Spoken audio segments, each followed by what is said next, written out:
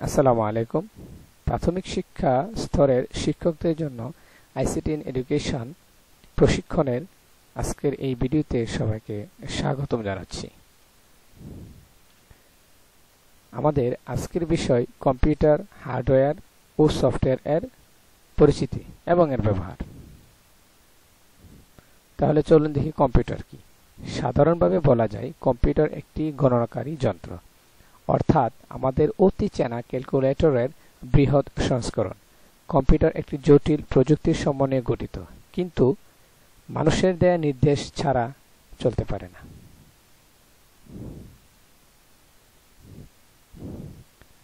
চলুন দেখি full form of computer.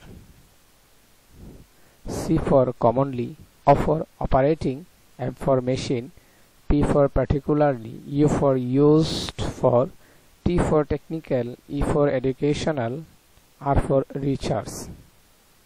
তাহলে commonly operating machine, particularly used for technical, educational, research। এখন দেখব সফটওয়্যার কি। সফটওয়্যার হলো কোনো কাজ সম্পাদনের উদ্দেশ্যে প্রোগ্রামিং ল্যাঙ্গুয়েজের নির্দেশের সমষ্টিকে সফটওয়্যার বলে, যেমন Microsoft Word, Illustrator, Windows 10, Windows 11 ইত্যাদি। সফটওয়্যারের অন্য একটি নাম রয়েছে, তার নাম হলো প্রোগ্রাম বা অ্যাপ্লিকেশন। সফটওয়্যারকে কম্পিউটারের প্রাণশক্তি বা অদৃশ্য শক্তি বলা হয়, কেননা সফটওয়্যার ছাড়া কম্পিউটার হার্ডওয়্যার প্রাণহীন দেহের মতো অচল। সফটওয়্যার দেখা যায় না, কিন্তু এগুলা ধরা বা স্পর্শ করা যায় না। আমরা শুধু এই সফটওয়্যারগুলোর ইউজার ইন্টারফেস দেখতে পাই। তাহলে চলুন আমরা কিছু সফটওয়্যারের ইউজার ইন্টারফেস দেখে আসি। এ হলো কিছু সফটওয়্যারের ইউজার ইন্টারফেস, যেগুলো আমাদের খুবই পরিচিত।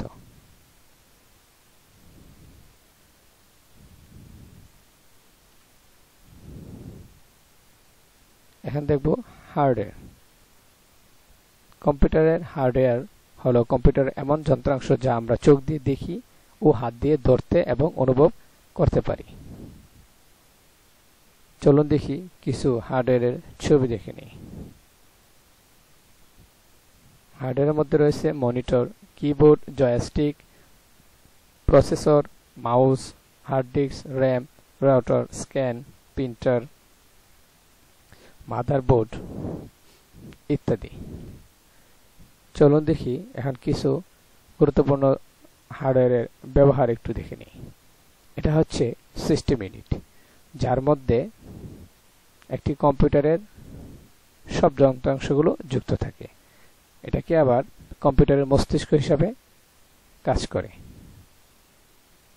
তবে এখানে প্রধান লক্ষণীয় বিষয় হলো এটার মধ্যে একটি পাওয়ার বাটন যুক্ত থাকে, যা দিয়ে আমরা কম্পিউটার ওপেন করতে পারি।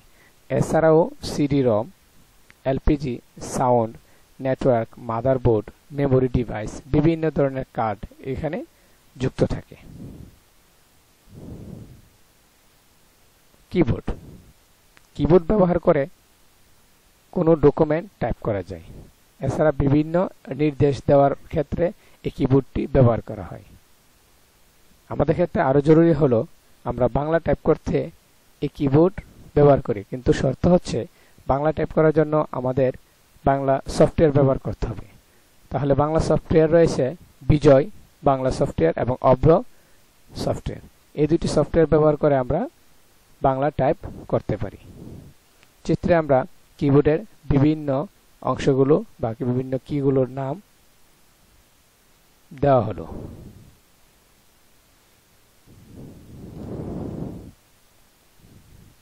এখন মাউস। কম্পিউটারের বিভিন্ন কাজ বা নির্দেশ দেওয়ার জন্য মাউস ব্যবহার করা হয়।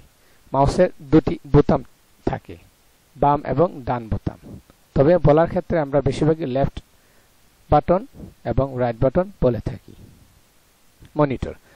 মনিটর দেখতে ঠিক টিভির মতো, তবে কম্পিউটারের যাবতীয় কাজকে ব্যবহারকারীর নিকট দৃশ্যমান করে থাকে, তাকেই মনিটর বলে। মনিটরে একটি পাওয়ার বাটন এবং মেনু বাটন থাকে। সবাইকে আজকের এই ভিডিওটি দেখার জন্য ধন্যবাদ জানিয়ে আমি এখানেই শেষ করছি। আসসালামু আলাইকুম।